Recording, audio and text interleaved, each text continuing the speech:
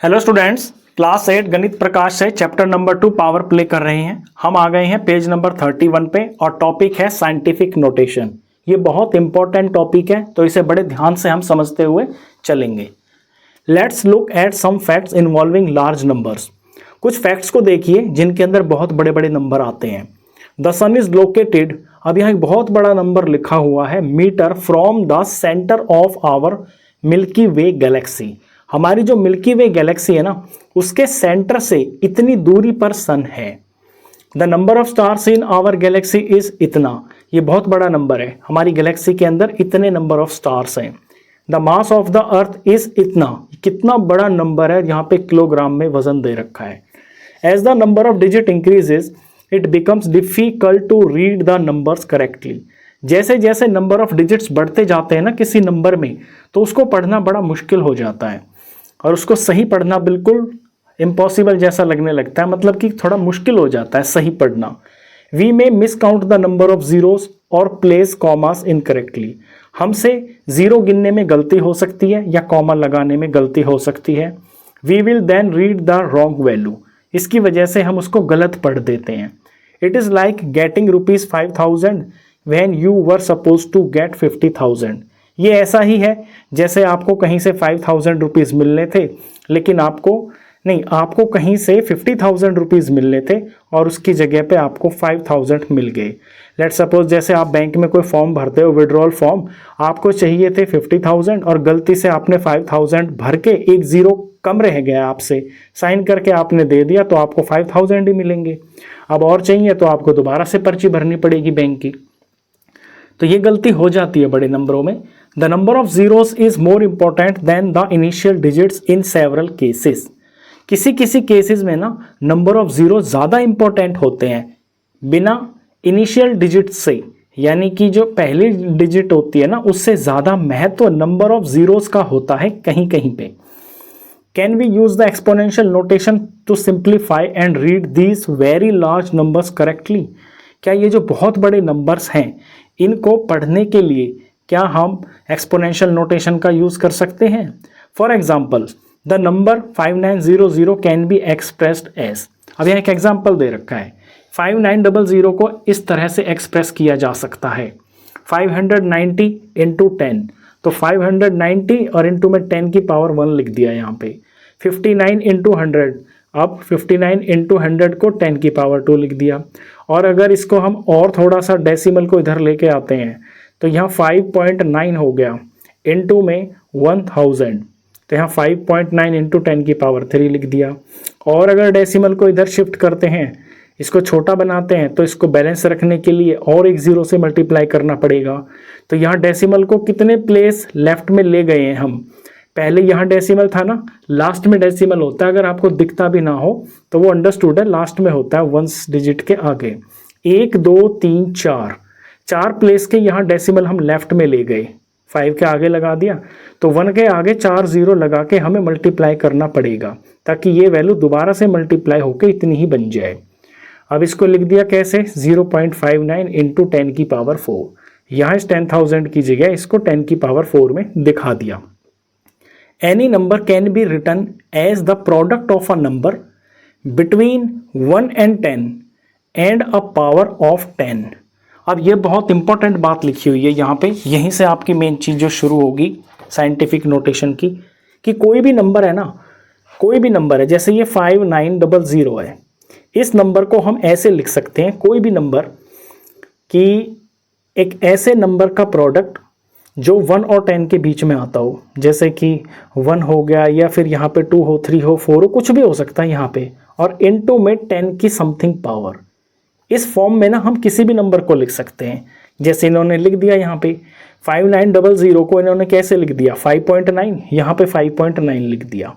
अब ये जो 5.9 है ये जो है 1 के और 10 के बीच में ही तो आता है, तो यहाँ ऐसा नंबर होता है जो 1 और 10 के बीच में लाई करता है, और इनटू में 10 की पावर यहाँ कितना लगा दिया, इन्होंने डेसिमल को 1 2 3 प्लेस लेफ्ट में ले जाके शिफ्ट करा दिया, तो यहाँ बैलेंस करने के लिए ताकि दोबारा से मल्टीप्लाई होकर ये वैल्यू इतनी ही आ जाए, तो यहाँ 10 की पावर 3 से मल्टीप्लाई करा दिया। इस तरह से कोई भी नंबर हो दुनिया का उसको आप इस तरह से लिख सकते हो कि पहला यहाँ पे जो है 1 से 10 के बीच का कोई नंबर आ जाए और फिर इनटू में 10 की कोई पावर आ जाए, जैसे इन्होंने यहाँ पे करके दिखा दिया। 1 2 3 4 4 डिजिट शिफ्ट करा दिया डेसिमल को, तो ये नंबर 2.08 बन गया। अब ये 1 और 10 के बीच में तो आता है, और यहाँ पर 10 की पावर 4 लगा दिया। ऐसे ये इतना बड़ा नंबर लिखा हुआ है 1 2 3 4 5 6, तो यहाँ 8 के आगे डेसिमल लगा दिया तो 8 लिख दिया, और फिर 6 प्लेसेस को कवर करने के लिए इंटू 10 की पावर 6 लिख दिया। Write the large number facts we read just before in this form. अभी अभी ऊपर जो हमने बड़े बड़े नंबर रीड किए ना, उनको आप इस फॉर्म में लिख के दिखाइए। चलिए, ये हमसे एक एक्टिविटी करवा रहा है, कर देते हैं हम। यहाँ ऊपर जाना पड़ेगा हमको दोबारा से। यहाँ पहला नंबर फर्स्ट पार्ट में क्या है? फर्स्ट पार्ट में है सन की पोजीशन, जो कि मिल्की वे गैलेक्सी से इतने मीटर अंदर की तरफ है, सेंटर में इतनी दूर है वो। ऐसा है ये मिल्की वे गैलेक्सी है, ये गैलेक्सी का बिल्कुल सेंटर है, और सन का जो डिस्टेंस है ना वो इससे इतना दूरी पर है। ये है हमारा सन, और यही डिस्टेंस यहाँ दे रखा है। ये जो 30 इतने सारे जीरो लगा रखे हैं, इतने मीटर डिस्टेंस पे है ये। अब इसको हम शॉर्ट में लिख सकते हैं। यहाँ इसको लिखने के लिए आधा पेज कवर हो गया है, लेकिन इसको जब हम स्टैंडर्ड फॉर्म में लिखेंगे तो देखिए कैसे लिखेंगे। हमने डेसिमल जो प्लेस करना होता है ना, वो इस तरह से करना होता है कि एक डिजिट यहाँ रखना होता है, इनटू में यहाँ 10 की पावर समथिंग लिखनी होती है। अब मैं यहाँ जीरोस पीछे से काउंट करना शुरू करता हूँ। 1 2 3 4 5 6 7 8 9 10 11 12 13 14 15 16 17 18 19 20। मैं 3 के आगे डेसिमल लगाऊंगा तो ये नंबर बन जाएगा 3.0, और मैं 20 प्लेसेस चला हूँ लेफ्ट की तरफ, यानी इतना छोटा नंबर कर दिया है मैंने ये। अब इसको बैलेंस करने के लिए मेरे को इसको दोबारा 10 की पावर 20 से मुझे मल्टीप्लाई करना पड़ेगा। तो वापस से जब हम इसे 10 की पावर 20 से मल्टीप्लाई करेंगे तो ये डेसिमल वापस से आगे चला जाएगा, तो यही वैल्यू आ जाएगी। ये मैंने फर्स्ट पार्ट के लिए कर दिया। सेकंड पार्ट में ये नंबर दे रखा है 1, और इसके आगे इतने सारे जीरो दे रखे हैं। तो सेकंड पार्ट को देखिए, पहले मैं इसकी फॉर्म बना लेता हूँ। यहाँ कुछ होगा, इनटू में 10 होगा, 10 की कुछ पावर होगी। तो 1 2 3 4 5 6 7 8 9 10 11, और यहाँ डेसिमल लगेगा 1 के आगे। तो 1 के आगे डेसिमल लगेगा तो 1.0 लिख दूंगा मैं इसको, और कितने प्लेस चलाऊं मैं 11, तो यहाँ 10 की पावर 11 हो जाएगा। ये स्टैंडर्ड फॉर्म होती है। ये नोटेशन जो होती है ना, इसे साइंटिफिक नोटेशन बोलते हैं। यहाँ का जो नंबर होता है ना, वो 1 और 10 के बीच का ही होता है। चलिए थर्ड पार्ट में देखिए, यहाँ वजन दे रखा है अपनी अर्थ का। ये इतना बड़ा नंबर है 5976, और आगे बहुत सारे जीरोज हैं। तो यहाँ मुझे जो डेसिमल लगाना होगा वो ऐसे लगाना है कि डेसिमल से लेफ्ट में सिर्फ मुझे एक ही नंबर दिखाई दे। डेसिमल से इधर सिर्फ एक ही नंबर होना चाहिए लेफ्ट में। उसके लिए मुझे पीछे से ही चलते हुए आना पड़ेगा। 1 2 3 4 5 6 7 8 9 10 11 12 13 14 15 16 17 18 19 20 21 22 23 24 24 प्लेसेस जंप करके मैं इधर आया हूँ, तो यहाँ पहुँचूंगा मैं। फिर यहाँ डेसिमल लग जाएगा। 24 है ना, तो 10 की पावर मुझे 24 लिखना है। अब यहाँ समझिए, आपको यहाँ सिर्फ 5 पॉइंट नहीं लिखना है। पॉइंट के आगे अगर कोई नंबर्स है ना, जैसे 976 है, तो ये आपको यहाँ तक ये पूरे लिखने हैं। 976, यहाँ तो कुछ नहीं था तो हमने एक जीरो लिख दिया। यहाँ खाली नंबर नहीं लिखते हैं कभी भी, इसको पॉइंट के रूप में दिखाया जाता है। अगर कुछ नहीं है तो फिर तो जीरो तो है ही ना, 1.0 3.0, लेकिन यहाँ 976 है इसके आगे। तो जितने भी नंबर यहाँ पे होते हैं ना जीरो से अलग, वो आपको फिर सारे लिखने होते हैं। चलिए मैंने ये लिख दिया, अब आगे बढ़ते हैं। Right the large numbers facts, ये हमने कर दिया है काम। नीचे देखिए, ये थ्योरी पढ़ेंगे अब, इसमें कुछ इंपॉर्टेंट चीज़ होगी। इन साइंटिफिक नोटेशन और scientific form also called standard form. Scientific notation के अंदर, या फिर हम कहें साइंटिफिक फॉर्म के अंदर, जिसे हम स्टैंडर्ड फॉर्म भी बोलते हैं, यानी तीनों का मतलब एक ही है। साइंटिफिक नोटेशन बोले, साइंटिफिक फॉर्म बोले, या स्टैंडर्ड फॉर्म बोले। We write numbers as x into 10 की पावर y। हम नंबर्स को कैसे लिखते हैं? x इंटू में 10 की पावर y। ये तो मैंने बता ही दिया आपको। कि यहाँ पे कोई नंबर होता है, इनटू में 10 की पावर कुछ होती है, जहाँ पे x इज ग्रेटर देन और इक्वल टू 1, जहाँ पे ये जो होता है ना पहला नंबर, ये इसकी फॉर्मेट समझिए आप इसको। यहाँ पे ये जो नंबर होता है ना, ये 1 के बराबर हो सकता है या फिर 1 से बड़ा हो सकता है। x इज ग्रेटर या फिर इक्वल, यानी यहाँ 1 हो सकता है, 2 3 4 5 6 7 8 9 कुछ भी हो सकता है। और दूसरी कंडीशन है छोटा होना चाहिए 10 से।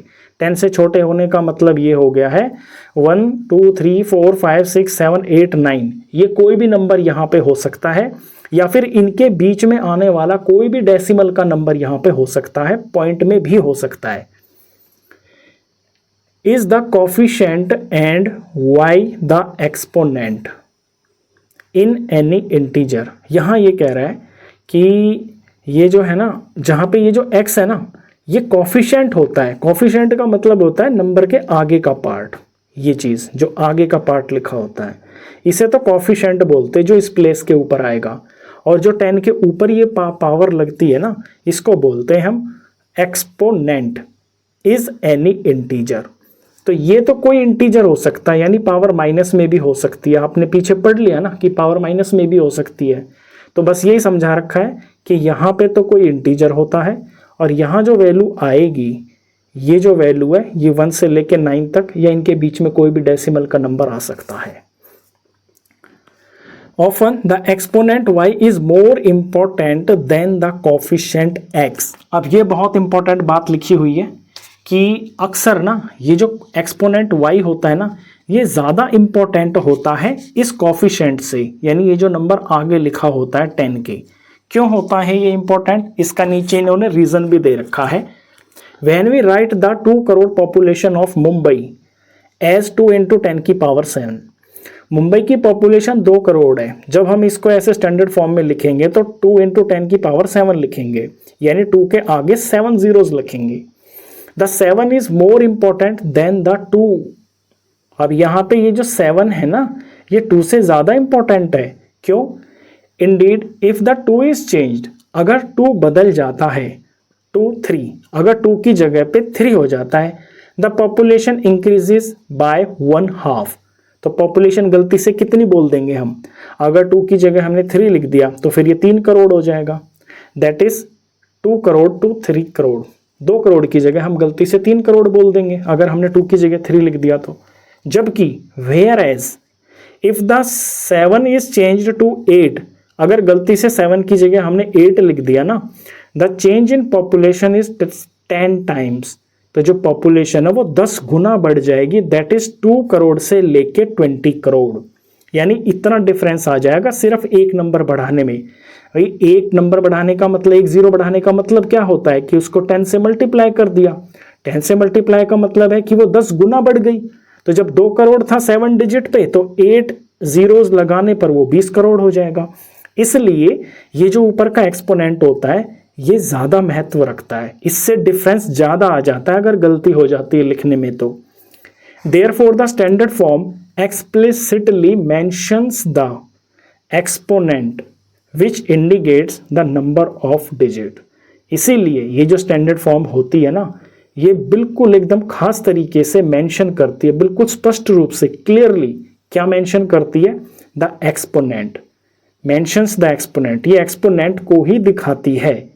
Which indicates the number of digits, जिससे हमें नंबर ऑफ डिजिट्स का पता चल जाता है। यहाँ पता चल गया ना हमें नंबर ऑफ डिजिट्स का कि भाई 2 है, इनटू में 10 की पावर 7 है, यानी कि 7 जीरो लगे हुए हैं और फिर आगे 2 भी है, तो ये 8 डिजिट का नंबर हो गया है। तो ये बड़ा महत्व होता है, ये जो पावर होती है ऊपर, और पावर का ही हम चैप्टर पढ़ रहे हैं। If we say that the population of Kohima is 1,42,395, अगर हम ये बोलें कि कोहिमा की पॉपुलेशन इतनी है, then it gives the impression that we are quite sure about this number up to the units place. अगर हम एग्जैक्टली ये नंबर बोलते हैं कि 1,42,395 पॉपुलेशन है कोहिमा की, तो हमने यहाँ पे वंस प्लेस पे भी 5 लिखा हुआ है ना, यानी एक एक आदमी को गिन के आए हैं हम, एक एक आदमी को पकड़ पकड़ के उसकी काउंटिंग की है हमने। When we use large numbers in most cases we are most concerned about how big a quantity or measure is rather than the exact value. जब हम बात करते हैं ना बड़े नंबरों की, तो वहां पे ज्यादातर केसेस में ना हमारा जो कंसर्न होता है ना वो बस ये देखने पे होता है कि क्वांटिटी कितनी बड़ी है या मेजरमेंट कितना बड़ा है, ना कि बिल्कुल एग्जैक्ट वैल्यू पे हो। जैसे यहाँ एग्जैक्ट, यहाँ पीछे 5 का मतलब हो गया कि भैया एग्जैक्ट ही गिन रखा है उन्होंने, तो एक एक आदमी को गिना है। तो बड़े नंबरों में ऐसे नहीं होता, बड़े नंबरों में तो 10, 20, 50, 100, 1000, 2000 का डिफरेंस हो जाता, कोई दिक्कत नहीं है। When we use large numbers in most cases, ये मैंने पढ़ दिया है।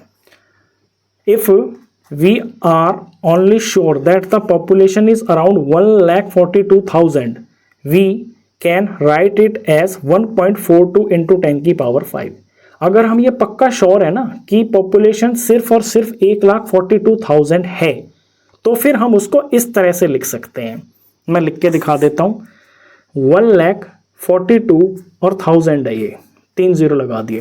तो इसको अगर मैं स्टैंडर्ड फॉर्म में लिखूंगा तो 1 2 3 4 5 प्लेसेस छोड़कर मैं यहाँ डेसिमल लगाऊंगा, यानी 1.42 लिखूंगा और इनटू में 10 की पावर मैं 5 लिखूंगा, क्योंकि 5 प्लेस इधर आकर मैं यहाँ डेसिमल लगा रहा हूँ। इससे पता चलता है कि ये लगभग 1,42,000 है ये। If we can only be certain that it is around 1,42,000, तो फिर हम इसको, अच्छा यहाँ तो था 1,42,000 के बारे में, आगे बोल दिया if we can only be certain that it is around 1,40,000, we write it as 1.4 into 10 की पावर 5। अगर हमें ये पता ही हो कि पॉपुलेशन 1,40,000 है, अब 1,40,000 को हम ऐसे लिखेंगे, इसमें और भी ज़्यादा जीरो आ जाएंगे, 1,40,000, तो इसे कैसे लिखेंगे, 1 2 3 4 5, तो यहाँ डेसिमल लगेगा 1.4 लिखेंगे फिर हम फिर इस 2 को नहीं लिखेंगे क्योंकि यहाँ तो 0 आ गया ना, और इनटू में 10 की पावर 5 लिखेंगे। The number of digits in the coefficient reflects how well we know the number. ये कहता है कि जो नंबर होता है ना, या कोफिशिएंट में आपको बता दिया ना कि जो 10 से पहले का ये जो नंबर होता है ये कोफिशिएंट होता है। यहाँ कोफिशिएंट क्या है, 1.42 है। यहाँ कोफिशिएंट क्या है, एक इसमें से और कम हो गया, सिर्फ 1.4 है। इससे हमें ये पता चलता है कि हम एक्चुअली में इस नंबर को कितना क्लोजली जानते हैं, कितना एक्यूरेटली जानते हैं। The most important part of any number written in scientific form is the exponent and then the first digit of the coefficient। ये बड़ी महत्वपूर्ण बात है। क्या लिखा हुआ है कि किसी भी नंबर के अंदर ना जो साइंटिफिक फॉर्म में लिखा हुआ है, जैसे यहाँ पर ये साइंटिफिक फॉर्म में लिखा है 1.42 इंटू में 10 की पावर 5। इस साइंटिफिक फॉर्म के अंदर सबसे जो इंपॉर्टेंट चीज होती है ना, वो होता है एक्सपोनेंट। एक्सपोनेंट मतलब ये जो पावर होती है, and then the first digit of the coefficient, और फिर ये जो कोफिशिएंट होता है ना, इसकी ये पहली जो डिजिट होती है ना, ये सबसे इंपॉर्टेंट होती है। यही नंबर की वैल्यू को हमें बताती है कि ये नंबर कितना बड़ा या छोटा होगा। The digits following the coefficient are small. जो कोफिशिएंट के आगे जो डिजिट्स होती है ना, यानी ये जो 1 है, इसके आगे जो डिजिट होती है ना, ये छोटी होती है। Corrections to the first decimal, first digit, यानी फर्स्ट डिजिट से इधर का इनका कोई बहुत ज़्यादा महत्व नहीं होता, इस नंबर से ज़्यादा वैल्यू पता चलती है। अब यहाँ देखिए, इसी चीज़ को यहाँ पे बता देगा, थोड़ा सा आपको और अच्छा समझा देगा। यहाँ हो क्या रहा है, यहाँ कोई म्यूजियम है, म्यूजियम को विजिट करने ये कैप पहने हुए एक अंकल आते हैं बुड्ढे से, और जो म्यूजियम में यहाँ अटेंडेंट है, जो गार्ड है, इससे कुछ बोल रहे हैं। How old is this dinosaur skeleton. बोलते हैं कि ये जो डायनासोर का स्केलेटन है ये कितना पुराना है। अब ये सिक्योरिटी वाली जो है क्या कह रही है, it is 70 million and 15 years old, कि ये जो डायनासोर का स्केलेटन है ना, ये 17 मिलियन और 15 साल पुराना है, यानी इतना ओल्ड है ये। अब ये जो इसने नंबर सुना ना, ये अंकल जी ने 70 मिलियन, तो बहुत बड़ा नंबर होता है। और फिर इसने आगे सुना 15 ईयर्स ओल्ड, तो ये हैरान हो गया, इसके दिमाग में क्वेश्चन आ गया, अरे इतना एक्यूरेटली कैसे बता रही है ये लेडीज। तो when I started working here, ये बता रही है फिर लेडी, देखो क्या बोल रही है, कितनी मासूम है ये, कि जब मैंने यहाँ पे काम करना शुरू किया था ना, it was 70 million years old. तो इस डायनासोर के स्केलेटन की जो एज थी वो 70 मिलियन थी। यहाँ पे स्टिकर वगैरह लग रहा होगा ना 70 मिलियन एज का। फिर इसने लगाया अंदाजा कि 15 साल मेरे को यहाँ पे काम करते हुए हो गए म्यूजियम पे, तो 15 साल इसकी जो उम्र है और ज़्यादा हो गई होगी।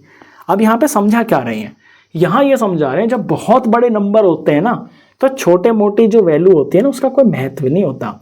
अगर ये 70 मिलियन बोला गया है तो ये ज़रूरी नहीं कि ये 70 मिलियन 15 ईयर्स से ओल्ड होगा, हो सकता है 200, 400, 500, 1000 साल का भी अंतर हो सकता है इसके अंदर। These values are rounded off estimates, averages or approximations. Most of the time they serve the purpose at hand.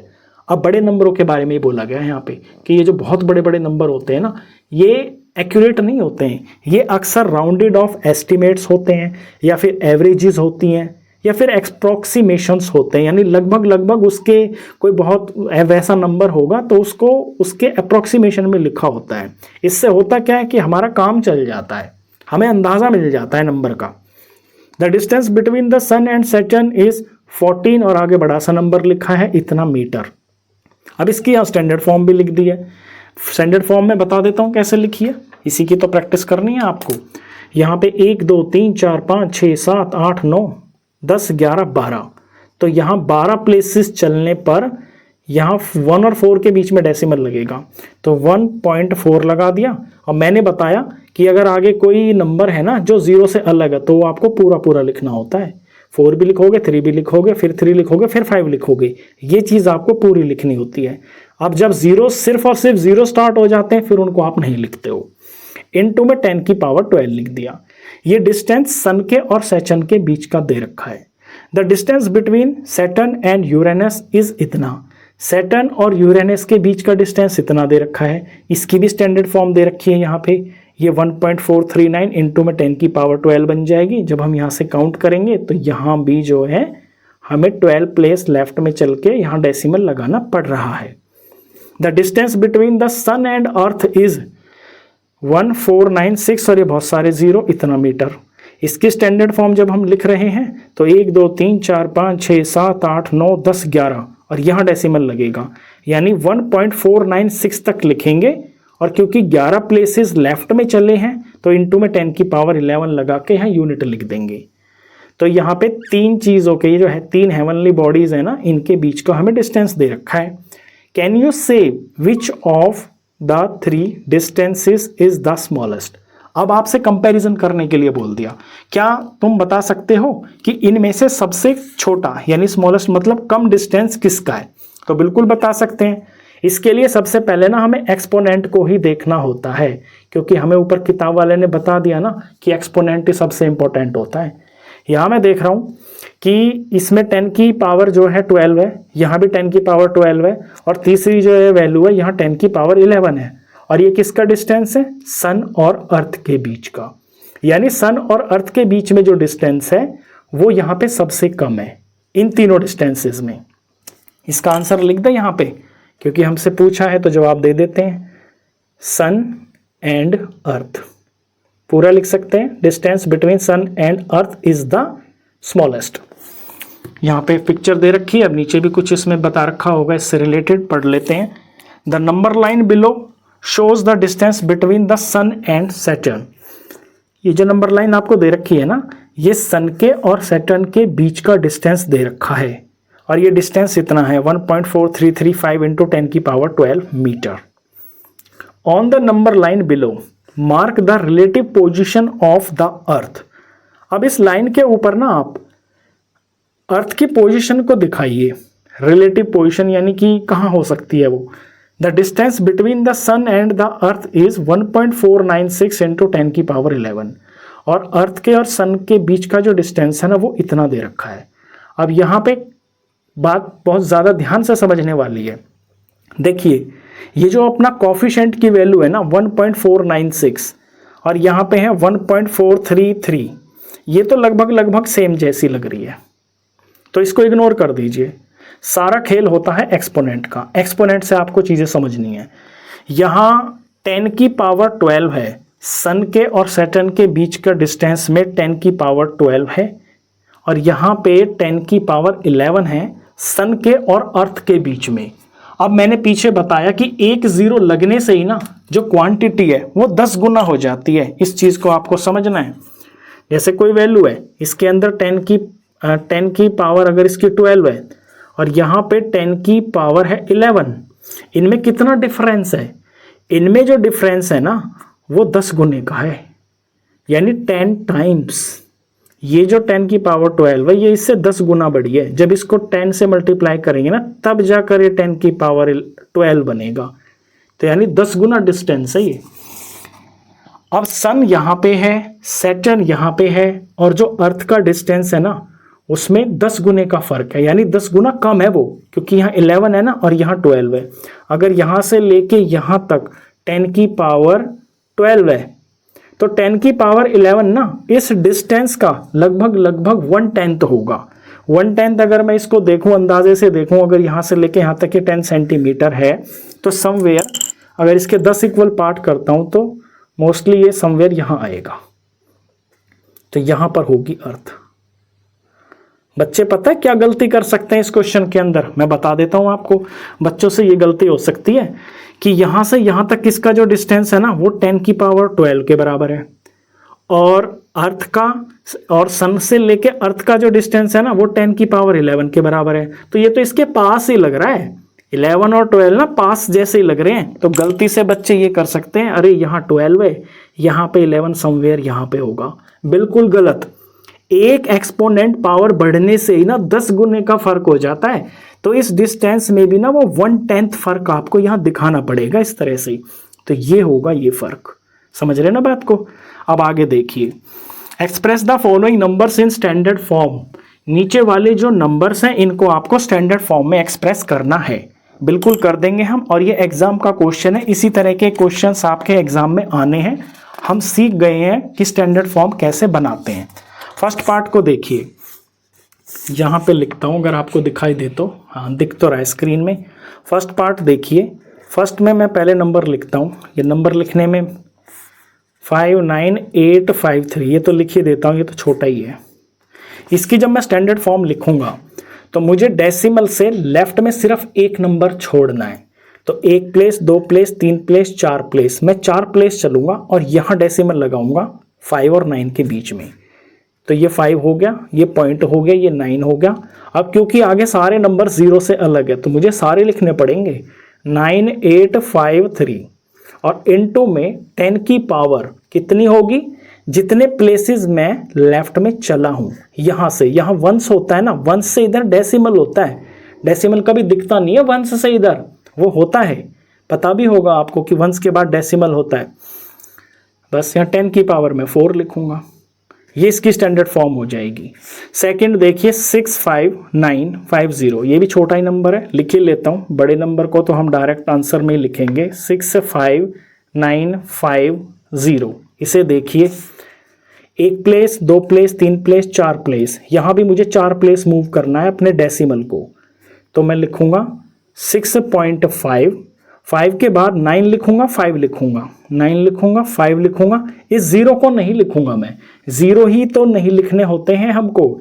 ये जो बहुत सारे 0 लग जाते हैं ना पीछे, जो ढेर सारे जो 0 लग के नंबर बहुत बड़ा हो जाता है ना, उसी बड़े नंबर को छोटे लिखने के लिए ये जो तरीका है ये अपनाया जाता है। तो 0 ही नहीं लिखे जाते हैं पीछे। तो इनटू में यहाँ भी 10 की पावर 4 ही हो जाएगा। ठीक है। थर्ड देखिए, थर्ड के अंदर ये नंबर लिखा हुआ है, नंबर यहाँ लिख लेता हूँ देख के। 3 है, 4 है, 3 और 0 है, और फिर आगे 3 zeros हैं। चलिए अब देखिए, मेन समझना है डेसिमल की प्लेसिंग।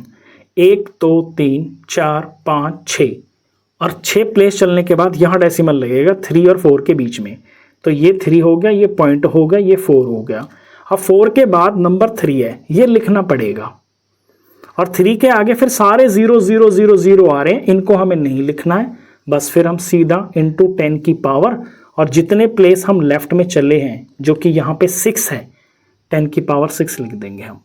अब चौथा नंबर देखिए, चौथा नंबर थोड़ा बड़ा है तो इसको हम डायरेक्ट भी कर सकते हैं। बस मैं ये बता देता हूँ कि, चलिए लिख देता हूँ क्योंकि इसमें समझाने की चीज़ है। 7004, ये तो हो गया।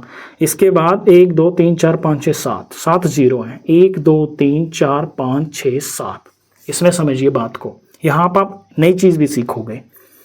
देखिए 1 place 2 place 3 place 4 place 5 6 7 8 9 10, 10 place चलूँगा, यहाँ डेसिमल लगाऊंगा तो डेसिमल से इधर सिर्फ एक डिजिट बचेगा, तो 7 के यहाँ डेसिमल लगेगा। अब आप सोच रहे होगे सर यहाँ पे तो आगे 0 0 आ गए हैं, तो अब हम लिखना छोड़ देंगे। गलत, क्योंकि 0 0 के बाद 4 भी तो है ना।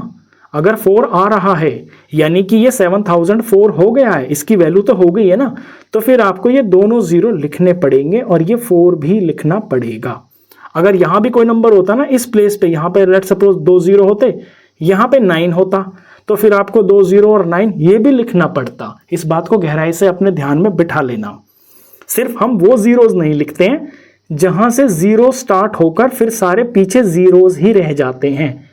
अगर कोई ऐसा नंबर है जहां 0 से अलग कोई नंबर है और उसके बीच में जीरोज है, फिर आपको नंबर वो पूरा लिखना पड़ता है।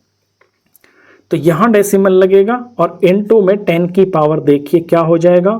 1 2 3 4 5 6 7 8 9 10, 10 प्लेस चल रहे हैं हम, तो इनटू में 10 की पावर यहाँ पे 10 हो जाएगा।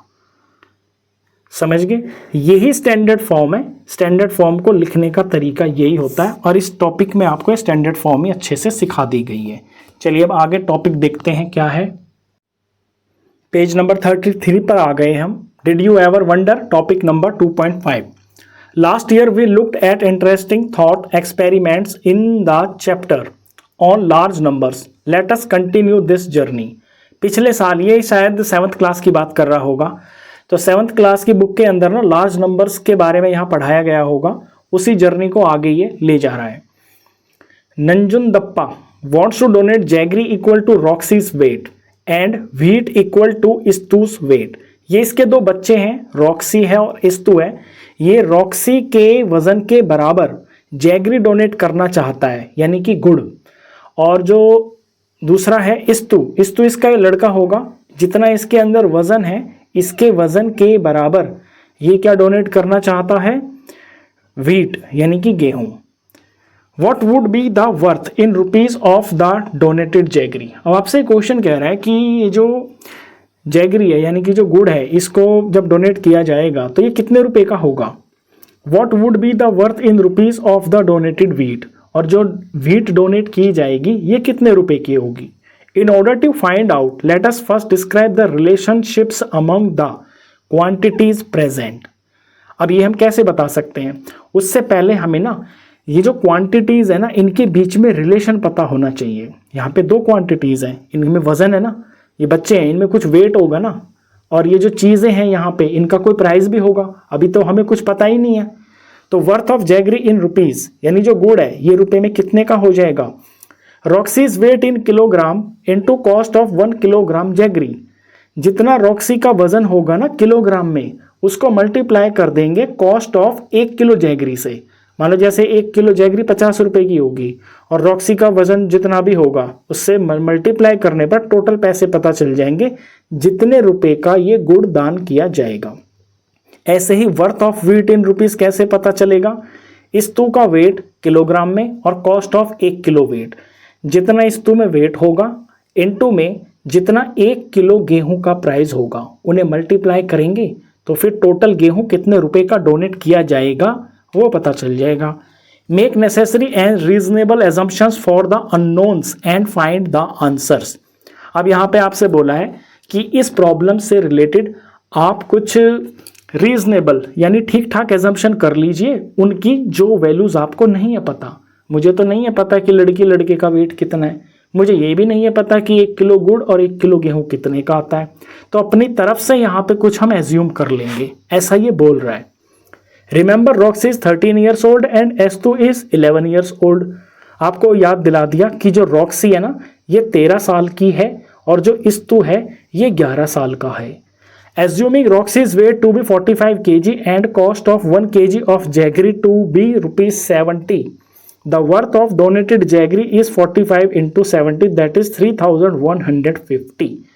अब मान लिया कि रॉक्सी का जो वजन है ना, ये जो लड़की है 45 किलोग्राम है और 1 किलो जो गुड़ है इसका रेट है 70 रुपये, तो वर्थ ऑफ डोनेटेड जैगरी, जो गुड़ दान किया जाएगा उसकी कीमत हो जाएगी, जो इसका वेट है 45 और जो 1 किलो गुड़ का वेट है जो है 70 रुपये, तो ये हो जाएगा 3150। इसी तरह से assuming Istu's weight to be 50 kg and the cost of 1 kg of wheat to be rupees 50, the worth of donated wheat is 50 into 50, that is 2500 rupees। अगर हम इस्तू का वजन यहाँ पे मान लेते हैं कि वो 50 किलो का है और जो 1 किलो गेहूं है वो 50 रुपये का है, तो 50 को 50 से मल्टीप्लाई करके 2500 आ जाता है, यानी 2500 रुपये का गेहूं दान किया जा रहा है। यहाँ पे बॉक्स में आपको कुछ जनरल नॉलेज की चीज़ दे रखी है, ये भी पढ़ लेते हैं, आपके लिए ठीक रहेगा। The practice of offering goods equal to the weight of a person called Tulabhara or Tulabharam is quite old and is still followed in many places in southern India. It is a symbol of bhakti, यानी surrendering oneself. A token of gratitude is also supports the community.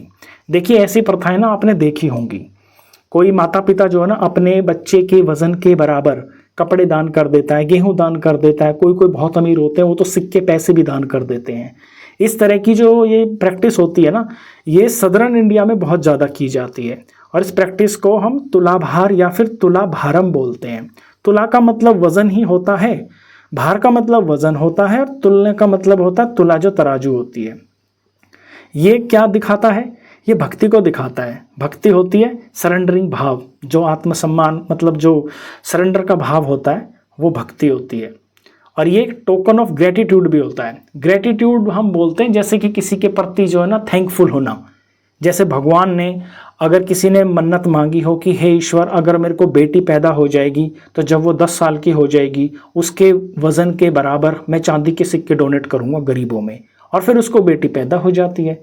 फिर वो क्या करता है, जो उसने मन्नत मांगी होती है क्योंकि ईश्वर ने वो पूरी कर दी, तो जब वो बेटी 10 साल की होती है तो उसके वजन के बराबर चांदी के सिक्के वो गरीबों में डोनेट कर देता है। तो इसी को तो बोलते हैं ग्रेटिट्यूड, जो कुदरत हमें देती है, जो हम उससे मांगते हैं उसके प्रति थैंकफुलनेस दिखाता है। ये is also supports the community, इससे कम्युनिटी को भी सपोर्ट मिलता है।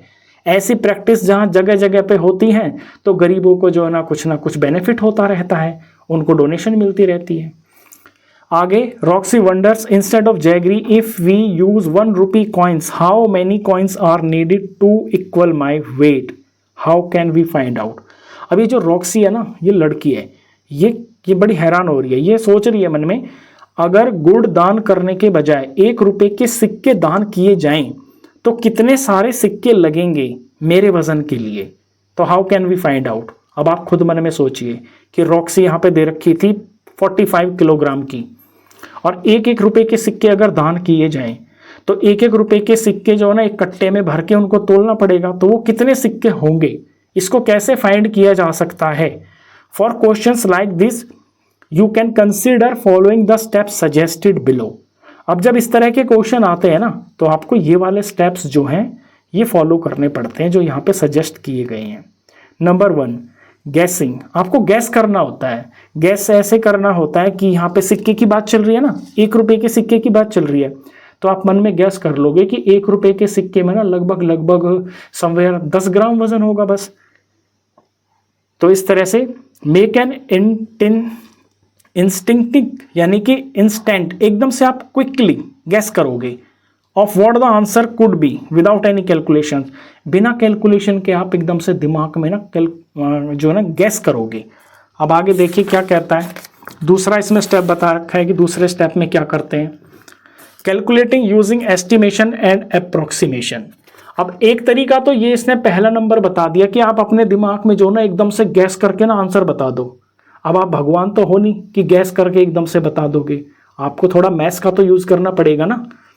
Calculating using estimation and approximation, दूसरा ये तरीका है कि आप कैलकुलेट करो। कैलकुलेट कैसे करोगे, थोड़ा एस्टिमेशन का यूज करो, थोड़ा अंदाजा लगाओ, थोड़ा अप्रोक्सीमेशन का यानी कि कोई वैल्यू किसी के आसपास होगी उसका अंदाजा लगाओ। Describe the relationships among the quantities that are needed to find the answer. आप उन क्वांटिटीज के बीच में रिलेशनशिप ढूंढो जिनसे आपका आंसर आएगा। Make reasonable assumptions and approximations if the required information is not available. अगर आपके पास रिक्वायर्ड इंफॉर्मेशन पता नहीं है ना, तो फिर आप थोड़ी थोड़ी, रीजनेबल का मतलब है जायज़, जायज़ से मतलब ये होगा, जैसे सिक्के की बात कर रहे हैं, 1 रुपये का सिक्का है, 1 रुपये के सिक्के में वजन में 10 ग्राम का होगा, 5 का, 6 का, ऐसा ही होगा। अब ऐसे थोड़ी है कि 1 रुपये के सिक्के को आप लिख दो ये तो 50 ग्राम का होगा, इतना भारी थोड़ी होता है सिक्का। एंड अप्रोक्सीमेशंस, वही कि अप्रोक्सीमेटली आप, जैसे बच्चे का वेट है, अब लड़की है अगर वो 11, 12, 13 साल की, तो उसका वजन कितना होगा, 40, 45, 50 किलो होगा। लड़की में वजन 150 किलो तो होगा नहीं। तो ये कॉमन सेंस की चीज़ें हैं। अप्रोक्सीमेशन हो गया, एजम्पशन हो गया, थोड़ा वैल्यू को आसपास में ही सोचा जाता है। Compute and find the answer, फिर आप कैलकुलेट करो और आंसर फाइंड करो। And check how close your guess was, और फिर आप ये चेक करो कि आपने जो गेस किया है ना, वो रियल आंसर के कितने आसपास है। Would the number of coins be in 100, thousands, lakhs, crores और even more? Make an instinctive guess. अब जो सिक्के की बात चल रही थी ना, लड़की बोल रही थी कि अगर गुड़ की जगह पे जो ना 1 रुपये के सिक्के दान किए जाएं तो कितने सिक्के हो जाएंगे। इसके बारे में कह रहा है कि क्या सिक्कों की संख्या हंड्रेड्स में हो सकती है, या थाउजेंड्स में हो सकती है, लैक्स में, या फिर करोड़ों में हो सकती है, या फिर इससे भी ज़्यादा हो सकती है। आपको एक गैस करना है। तो चलिए, हम गैस तो एकदम से नहीं कर पाएंगे, लेकिन छोटा सा वर्किंग नोट करके देख लेते हैं तो हमें आंसर पता चल जाएगा। मुझे यहां आंसर फाइंड करने के लिए ना 2 वैल्यूज की जरूरत पड़ेगी।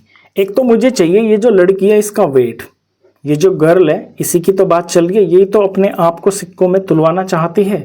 इसका वजन में मान लेते हैं कि ये जो है 45 की तो दे रखी थी, 45 किलोग्राम की ये दे रखी थी, हम वही ले लेते हैं।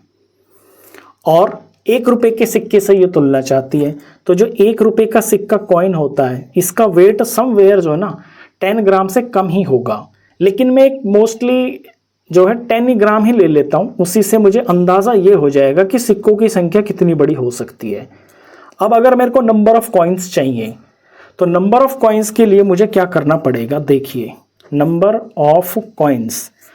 ऑफ कॉइन्स के लिए मुझे चाहिए क्या, वेट चाहिए, शॉर्ट में लिख रहा हूँ वेट ऑफ गर्ल, ये जो लड़की है, और फिर चाहिए वेट ऑफ 1 कॉइन, एक कॉइन भी मुझे चाहिए, एक कॉइन का वजन मुझे पता होना चाहिए। लड़की का वेट दिया हुआ था यहाँ पे 45 किलोग्राम। सिक्के का वेट मैंने एज्यूम कर लिया कि मान लीजिए वो 10 ग्राम का होगा, ठीक है। अब यहाँ यूनिट किलोग्राम में है, यहाँ ग्राम में है, इनको प्रॉपर सिंप्लीफिकेशन के लिए यूनिट का सेम होना ज़रूरी है, तभी नंबर प्रॉपर आएगा। तो ये जो 45 किलोग्राम है इनको मैं ग्राम में चेंज करूँगा तो मुझे 1000 से मल्टीप्लाई करना पड़ेगा, तो ये ग्राम में बन जाएगा। 1000 से ही क्यों किया है, क्योंकि 1 किलोग्राम के अंदर 1000 ग्राम होते हैं, तो 1000 से मल्टीप्लाई करेंगे तो ये अब ग्राम में चेंज हो गया, और नीचे तो ग्राम था ही। अब जब मैं इसे काटता हूँ, 0 से 0 कट गया, तो 45 और यहाँ पे 2 0 आ गए, तो 4500 हो गया। 4500 कॉइन्स की ज़रूरत पड़ेगी। तो यहाँ से ना मुझे एक रफली आइडिया मिल गया कि 4500 का मतलब हो गया 4500।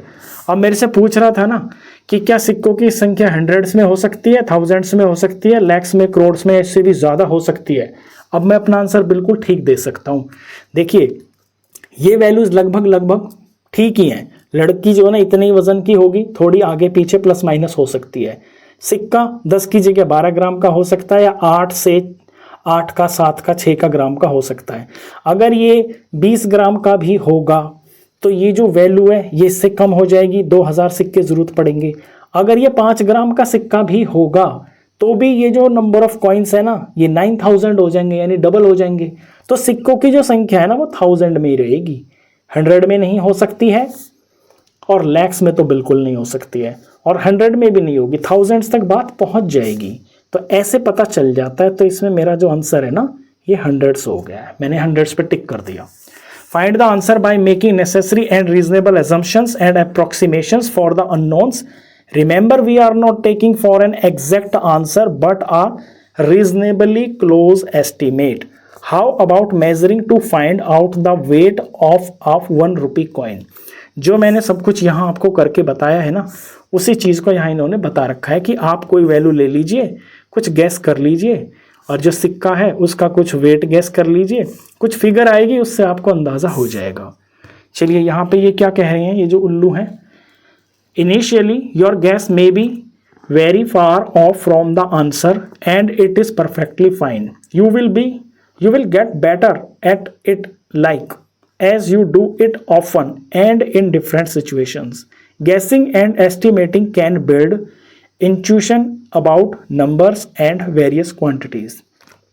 ये यहाँ पे अपना ज्ञान दे रहे हैं, बोल रहे हैं कि आपसे जो ना शुरू में गलती हो सकती है, जो आपने गैस किया है ना वो कुछ अलग हो सकता है, लेकिन कोई दिक्कत नहीं है, गलतियाँ हो जाती हैं इंसान से। यू विल गेट बेटर, आप और अच्छा हो जाओगे, लाइक एज यू डू, जैसे आप चाहो, if often and in different situations, अलग अलग सिचुएशंस के अंदर जब आप इस तरह के क्वेश्चंस की प्रैक्टिस करोगे ना तो आपको नंबरों का अंदाज़ा हो जाएगा। Guessing and estimating can build intuition, intuition बोलते पूर्वाभास को, यानी पहले से थोड़ा अंदाज़ा हो जाना। अबाउट नंबर्स, नंबर्स के बारे में ना आपको थोड़ा सा पहले से अंदाज़ा होने लगेगा। एंड वेरियस क्वांटिटीज़, और क्वांटिटीज़ के बारे में अंदाज़ा हो जाएगा। अब आपने जैसे यहाँ एक लड़की का वज़न देखा, कॉइन का वज़न देखा, आपके दिमाग में ये फिगर हमेशा के लिए रह जाएगी कि जो कॉइन्स की जो कैलकुलेशन है ये थाउजेंड्स में ही होगी।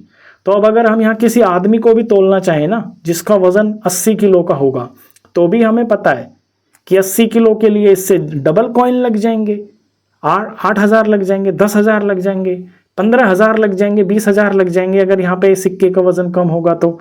लेकिन ऐसा थोड़ी है कि 2 लाख सिक्के लग जाएंगे, 1 लाख सिक्के लग जाएंगे। तो ऐसे दिमाग में ना नंबर्स का आइडिया हो जाता है। आगे क्या कहता है, इसे पढ़ते हैं अब। Is to ask what if we use 5 rupee coin or 10 rupee notes instead, how much money could it be. अब इस्तु जो है ना हमेशा अपनी अलग ही अकल लगाता है। ये कह रहा है कि क्या हो अगर हम 5 रुपए का सिक्का यूज करें या फिर 10 रुपए का नोट इस्तेमाल करें तो how much money could it B.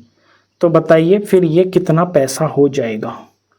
चलिए कितना पैसा हो जाएगा हम लगा सकते हैं अंदाज़ा, कोई दिक्कत नहीं है। ये तो 1 रुपए का सिक्का था, ये जो भी हमने निकाला ना 1 रुपए का सिक्का। अगर 1 रुपए के सिक्के 4500 लग रहे हैं तो रुपीस कितने हो जाएंगे, 4500, इतने हो जाएंगे ना। अगर सिक्का 5 रुपए का है, 5 रुपए का सिक्का है तो सिक्के में तो वजन लगभग बराबर ही होगा। अगर 5 रुपए का सिक्का है और नंबर ऑफ कॉइन्स 4500 है तो इसे हम 5 रुपीस से मल्टीप्लाई कर देंगे, कितना हो जाएगा 0 0 5 पूरे 25 का 5 और ये 2 20 22, तो फिर लगभग 22,000 रुपये लग जाएंगे। अगर 22,000 रुपये लग जाएंगे अगर 5 रुपए के सिक्के को यूज़ करेंगे, क्योंकि कीमत बढ़ जाएगी ना रुपए के हिसाब से। और 10 रुपी नोट्स इंस्टेड, लेकिन रुपए का नोट, अब यहाँ नोट की बात कर दी इन्होंने। देखिए नोट के मामले में थोड़ा सा चेंज हो जाएगा, क्योंकि नोट होता है कागज़ का और कागज़ के नोट में वज़न होता है बहुत ज़्यादा कम। उस केस के अंदर तो बहुत ज़्यादा पैसा लग जाएगा। कितना लगेगा थोड़ा सा आइडिया लगा लेते हैं। यहाँ पे हमने लड़की का वेट कितना लिया था, 45 किलोग्राम। मैं इसको ग्राम में चेंज कर लेता हूँ, 45,000 ग्राम। ये था गर्ल का वेट, शॉर्ट में लिख रहा हूँ मैं गर्ल। और अगर रुपीज़ 10 रुपीज़ का अगर मैं वेट देखूँ ना तो मेरे अंदाजे से वो 1 ग्राम से भी कम का होगा।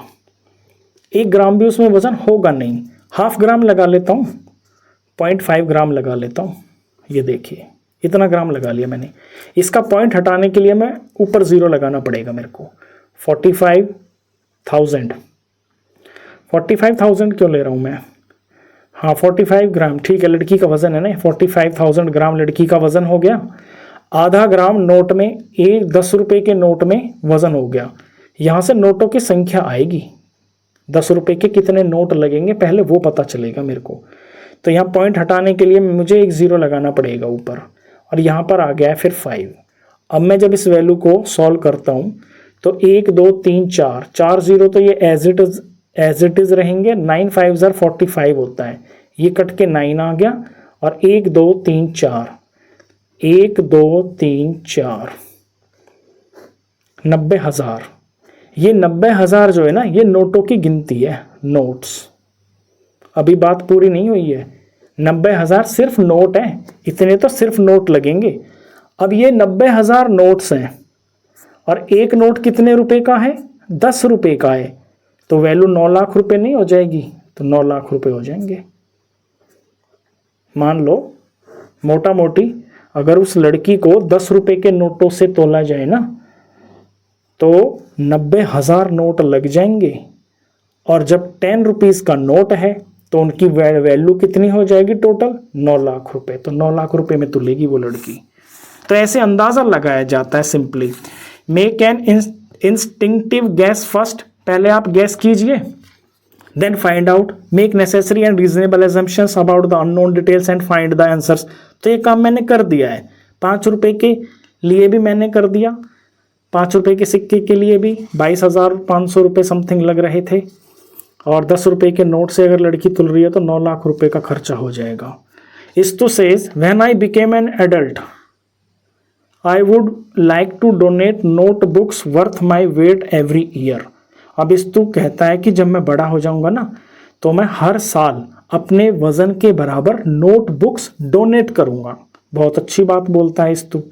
रॉक्सी सेज, रॉक्सी बोलती है, when I grow up I would like to do annadaan, यानी कि ऑफरिंग ग्रेन्स और मील्स, दाने ग्रेन्स डोनेट करना, worth my weight every year, मैं हर साल जो है ना अपने वजन के बराबर गेहूं या अन्न या खाना डोनेट करूंगी।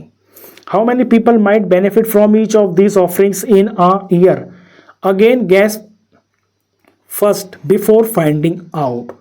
फाइंड आउट करने से पहले आप पहले गैस कीजिए और बताइए कि अगर ये दोनों बच्चे जब बड़े हो जाएंगे तो फिर ये मतलब कितने लोगों को फायदा होगा। अब यहाँ लोगों की गिनती आपसे पूछिए।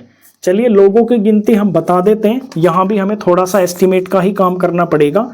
मैं पहले इस्तु के लिए बात करता हूँ। ये है इस्तु की कहानी। इस्तु कहता है जब मैं बड़ा हो जाऊंगा ना तो अपने वजन के बराबर नोटबुक्स को डोनेट करूंगा। अब कितनी नोटबुक लगेंगी ये पता करने के लिए मुझे इस्तु का वेट पता होना चाहिए।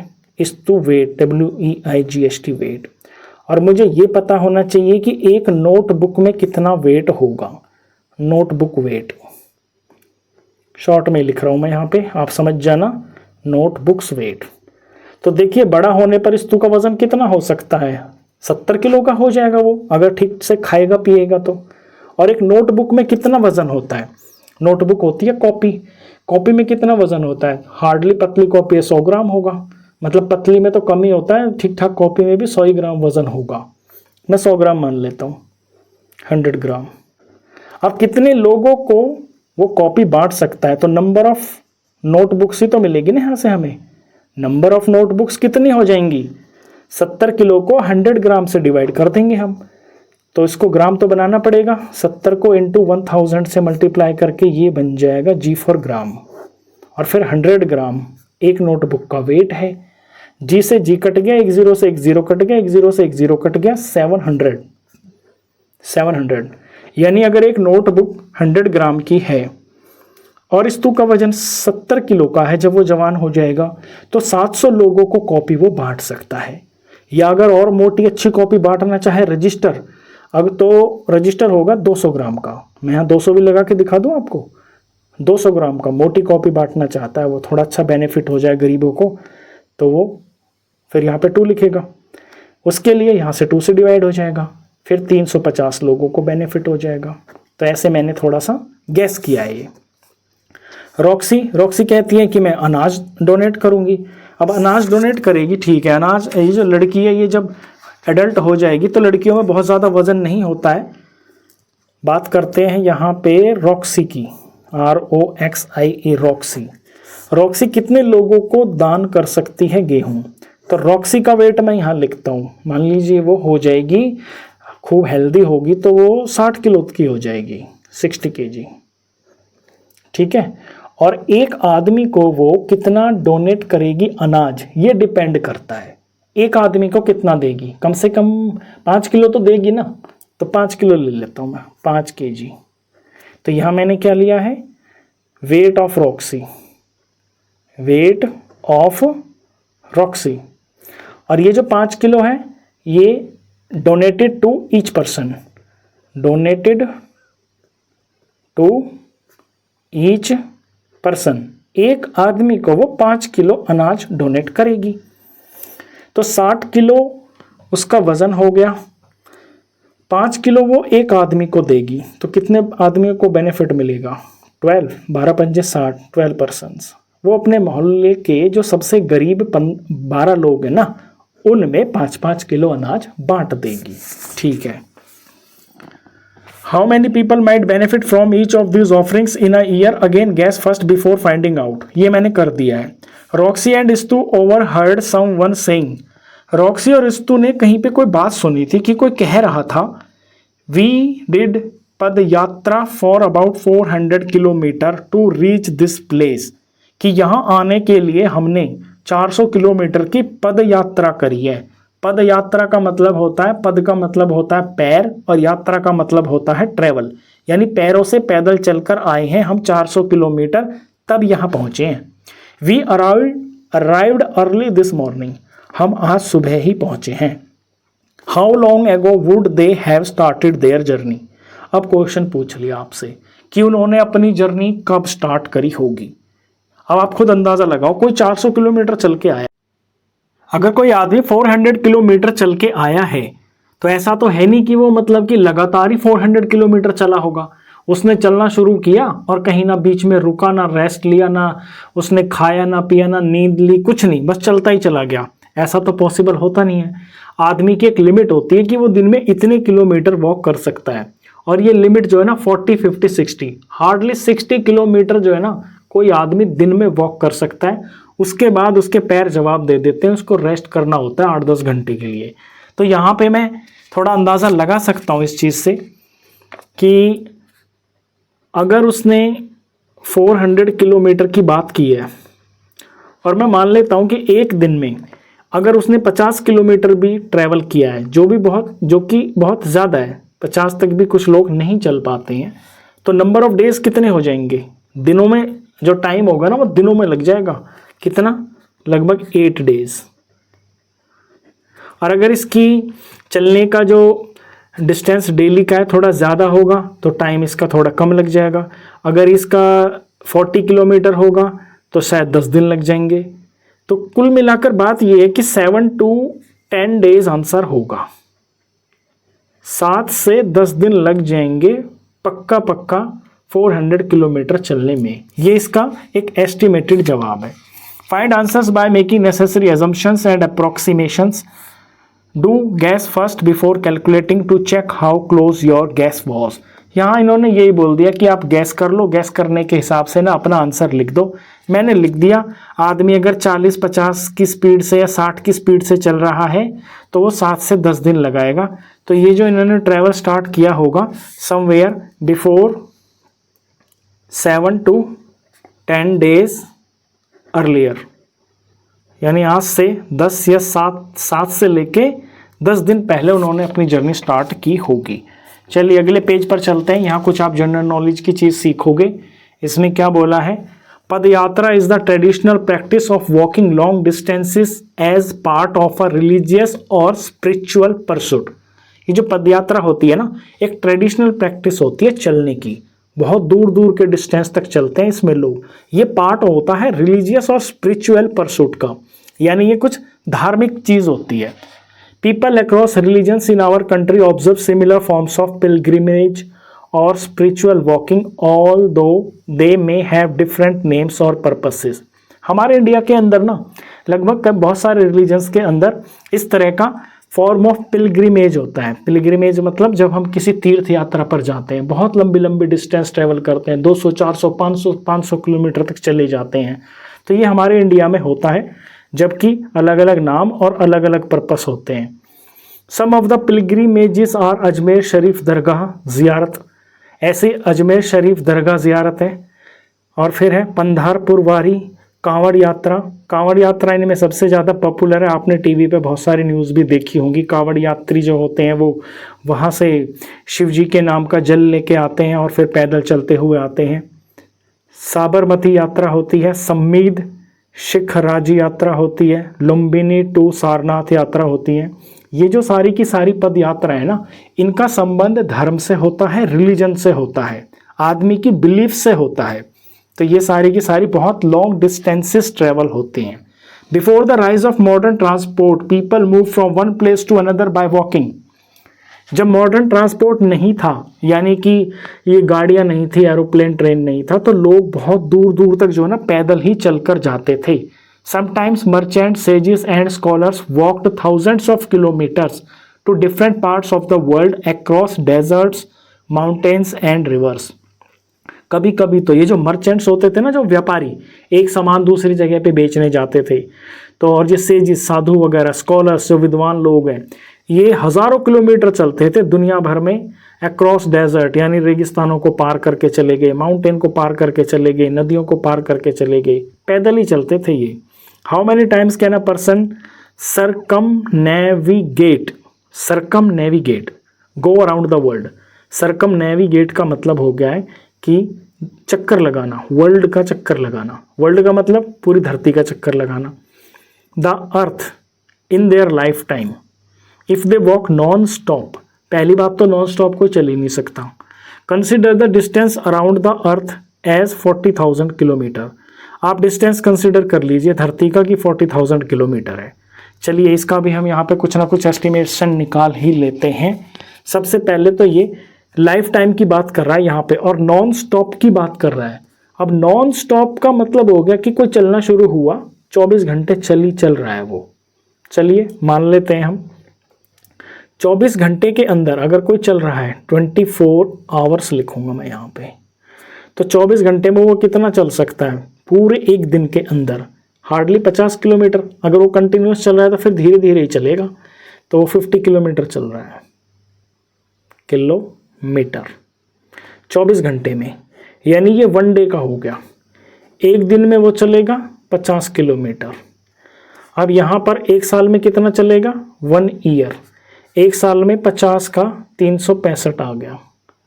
और फिर मैं लाइफ टाइम मान लेता हूँ किसी इंसान की, लेट सपोज 80 साल या 70 साल, 80 मान लेते हैं, 80 साल तक 50 किलोमीटर वो हर दिन चल रहा है, साल के 365 दिन चल रहा है, और फिर पूरे 80 साल तक वो चल रहा है।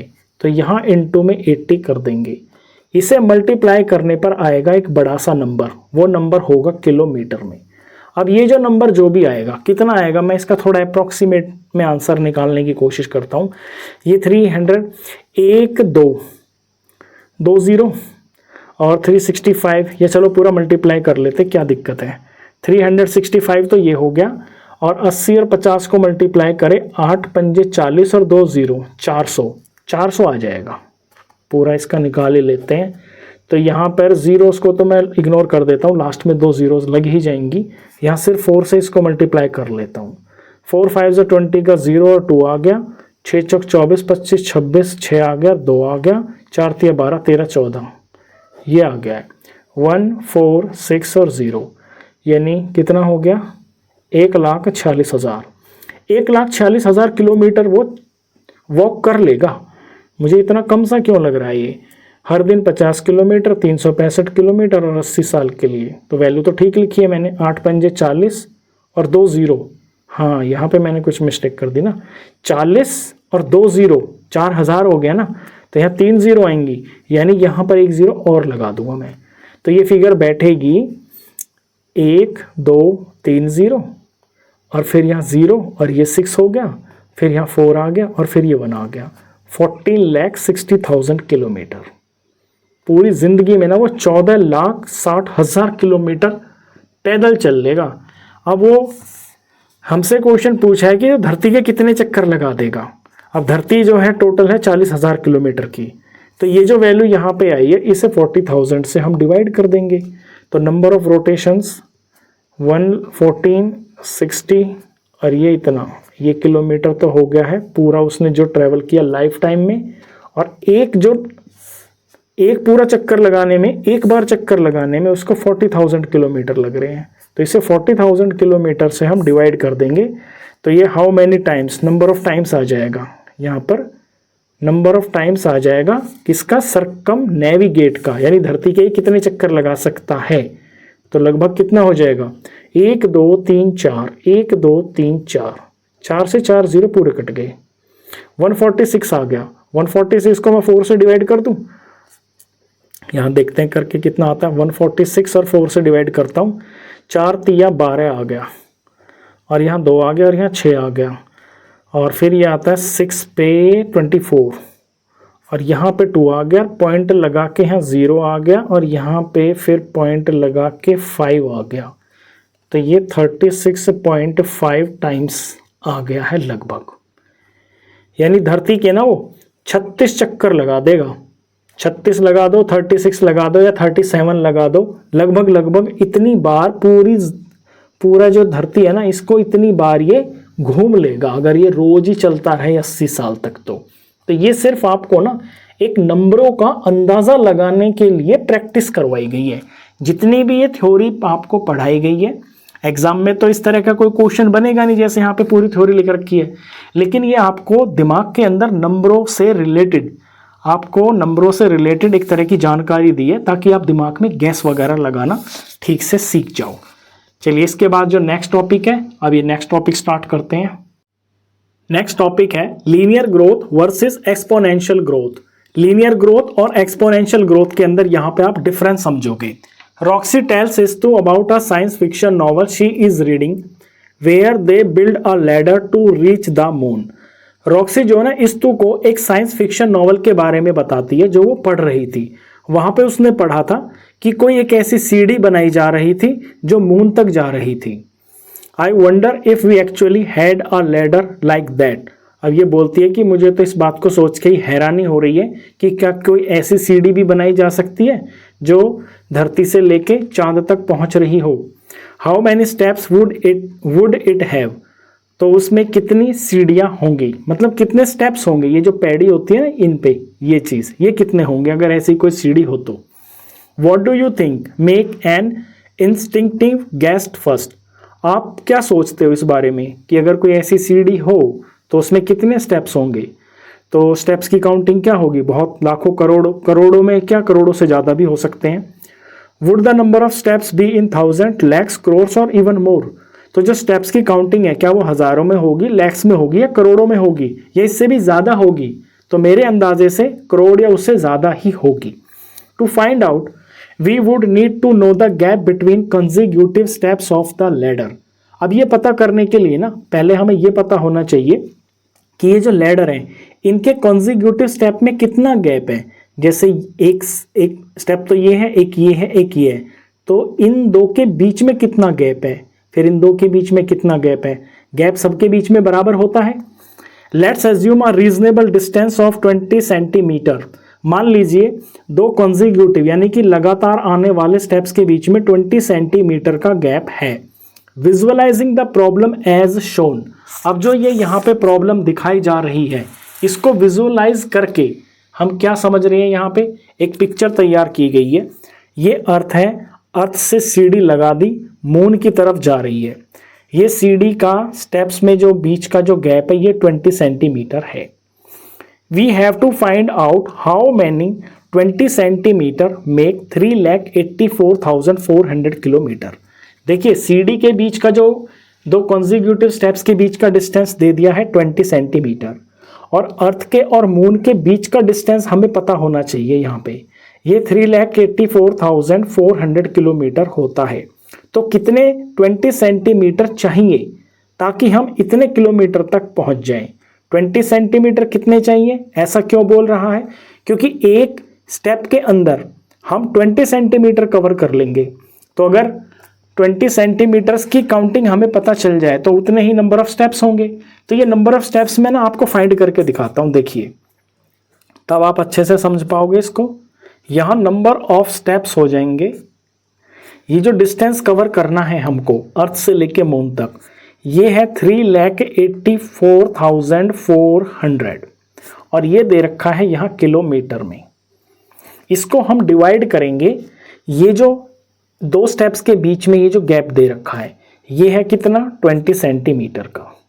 इन्हें डिवाइड करने पर हमें नंबर ऑफ स्टेप्स पता चल जाएंगे जो धरती से लेके आसमान तक के लिए सीढ़ी पर हमें चलने पड़ेंगे। अब ये किलोमीटर में वैल्यू है, ये सेंटीमीटर में है, इन्हें हमें सेम करना होगा। जब सेम करते हैं तो बड़ी वैल्यू को छोटी में कन्वर्ट करते हैं। यानी किलोमीटर को हम सेंटीमीटर में कन्वर्ट कर लेते हैं। ये कैसे करेंगे, देखिए 3,84,400 ये नंबर है हमारे पास, ये किलोमीटर में है। पहले तो किलोमीटर से छोटी जो यूनिट होती है वो मीटर होती है, हम इसे मीटर में चेंज करेंगे। 1 किलोमीटर में 1000 मीटर होते हैं, तो इसके अंदर अगर हम 1000 का मल्टीप्लाई कर देते हैं, अब ये फिगर जो है मीटर में बन गई है। और फिर मीटर से सेंटीमीटर बनाने के लिए हमें 100 से मल्टीप्लाई करना पड़ेगा, क्योंकि 1 मीटर के अंदर 100 सेंटीमीटर होते हैं। अब ये जो फिगर आप देख रहे हो, ये फिगर सेंटीमीटर में बन गई है।